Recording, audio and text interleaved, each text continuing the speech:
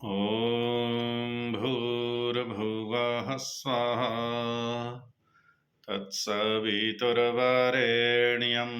भर्गो देवस्य धीमहि धियो यो नः प्रचोदयात्। ओम सभी को नमस्ते जी। हम सब आर्य उद्देश्य रत्नमाला का स्वाध्याय कर रहे हैं। आज क्रम संख्या 12 पर विचार करेंगे। विषय जन्म। जन्म क्या है, इसके विषय में बहुत सारी भ्रांतियां हैं समाज में जो प्रचलित हैं। कुछ कहते हैं कुछ व्यक्ति तो ऐसे हैं जिनका जन्म हुआ और आज तक उनका मृत्यु ही नहीं हुआ। अश्वत्थामा, गुरु परशुराम, हनुमान जी, अनेकों उदाहरण इस प्रकार के दिए जाते हैं कि इनका जन्म तो हुआ लेकिन इनका मृत्यु नहीं हुआ। अब जन्म है क्या, इसके विषय में ऋषियों का क्या मंतव्य है, उसके विषय में जानते हैं। ऋषि दयानंद लिखते हैं, जिसमें किसी शरीर के साथ संयुक्त होके जीव कर्म करने में समर्थ होता है उसको जन्म कहते हैं। ये ऋषि ने लिखा।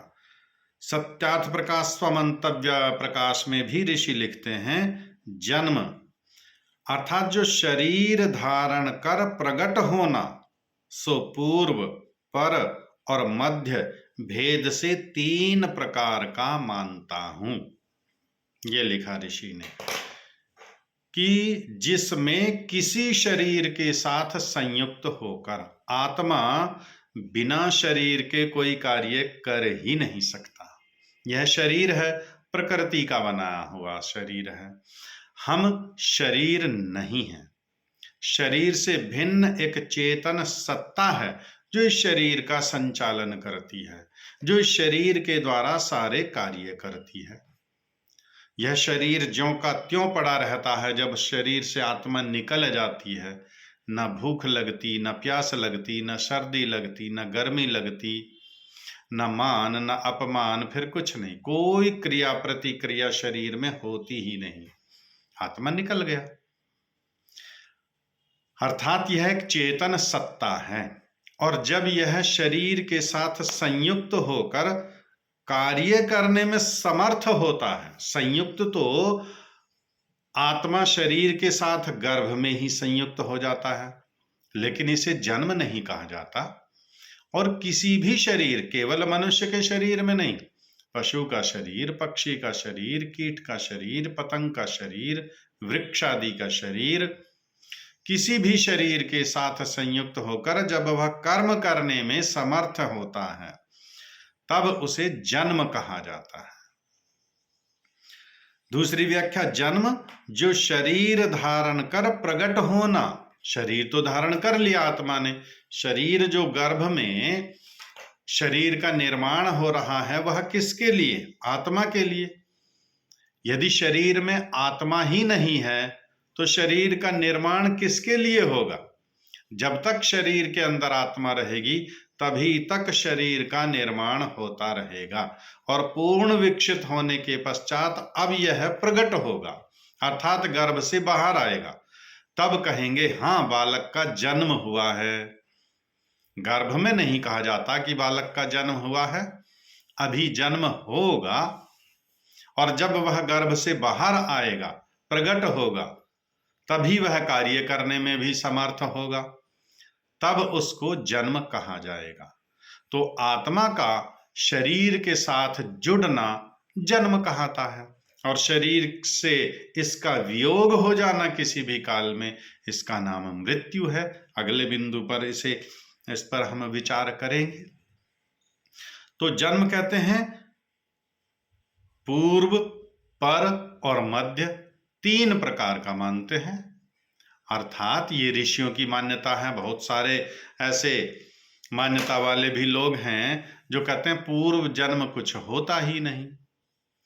यह शरीर है और पंच महाभूतों का संघात है, और ये पंच महाभूत अपने अपने कारणों में विलीन हो जाते हैं, समाप्त हो जाता है। तो कल किसने देखा है? सामान्य भाषा में कहते हैं कल किसने देखा है, कल कौन आएगा, अर्थात पुनर्जन्म कुछ नहीं होता। भस्मीभूतस्य देहस्य पुनरागमन कुतः, ऐसी भी मान्यता है, शरीर के भस्म हो जाने पर, जल जाने पर, नष्ट हो जाने पर सब कुछ नष्ट हो जाता है, फिर पुनर्जन्म कहाँ है? लेकिन नहीं, ऋषि तो कह रहे हैं कि पूर्व, पर और मध्य 3 प्रकार का जन्म मानता हूं।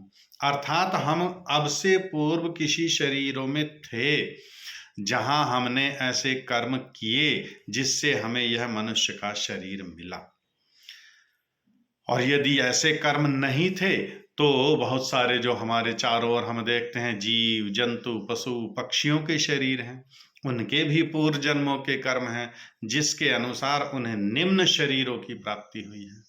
इसलिए पूर्व जन्म का मानना भी अनिवार्य है, उसी के द्वारा यह शरीर हमें प्राप्त होता है। अब यह मध्य का जन्म है जो अब चल रहा है, यह शरीर हमारा पूर्व जन्म था, यह मध्य जन्म है और पर जन्म भी होगा, अर्थात अगला जन्म भी निश्चित ही होगा। वहां गीता में भी श्लोक आता है, जिसका जन्म हुआ है उसकी मृत्यु निश्चित है, और जिसकी मृत्यु हुई उसका जन्म निश्चित है। जातस्य ही ध्रुवो मृत्यु ध्रुवं जन्म मृतस्य च। इस शरीर में सदा तो हम नहीं रहेंगे। हमारे जितने भी पूर्वज हैं, दादा परदादा उनके दादा आज सब कहाँ हैं? सबने शरीर धारण किया और शरीर त्याग कर वो चले गए, किसी दूसरे शरीर को परमेश्वर की व्यवस्था से उन्होंने प्राप्त कर लिया। तो यह जन्म 3 प्रकार का, पूर्व जन्म, वर्तमान जन्म और भावी जन्म, 3 प्रकार का जन्म कहलाता है। श्रद्धेयाचार्य परमदेव मीमांसक जी की व्याख्या इस बिंदु पर देखेंगे। शरीर धारण कर प्रकट होना जन्म है। शरीर धारण किया है और प्रकट हुए हैं तो इसका नाम जन्म है। यह पूर्व जन्म, वर्तमान जन्म और भावी जन्म 3 प्रकार का होता है। पहला हमारा जन्म था, वहां हमने कर्म किए, अच्छे कर्म किए तो मनुष्य का शरीर मिल गया। जिसने अच्छे कर्म नहीं किए थे वे पशु पक्षियों के शरीरों को प्राप्त हो गए। पहले शरीर धारण किया था वह पूर्व जन्म कहता है, जो पूर्व में हमारा शरीर था। पूर्व जन्म में हम मनुष्य थे, पक्षी थे, पशु थे, क्या थे परमेश्वर जाने, लेकिन शरीर तो था। जिस शरीर में इस समय है वह वर्तमान जन्म है, ये हमारा वर्तमान जन्म है। और भविष्य में जिस शरीर के साथ संयुक्त होगा वह भावी जन्म कहलाता है। अब इस मनुष्य के शरीर में हम सब हैं। अब इस मनुष्य के शरीर में रहकर जैसा जैसा कर्म करेंगे अगला जन्म हमारा उसी से निर्धारित होगा, और उसको कहेंगे हम भावी जन्म। तो ये हुआ जन्म के विषय में कि आत्मा का शरीर धारण करके प्रकट होना, कार्य करने में समर्थ होना, इसका नाम जन्म कहलाता है। और यह एक अनादिकाल की प्रक्रिया है। आत्मा बार बार शरीर धारण करती रहती है, बार बार शरीर बदलती रहती है। यह अनादिकाल की प्रक्रिया और अनंत काल तक इसी प्रकार चलता रहेगा।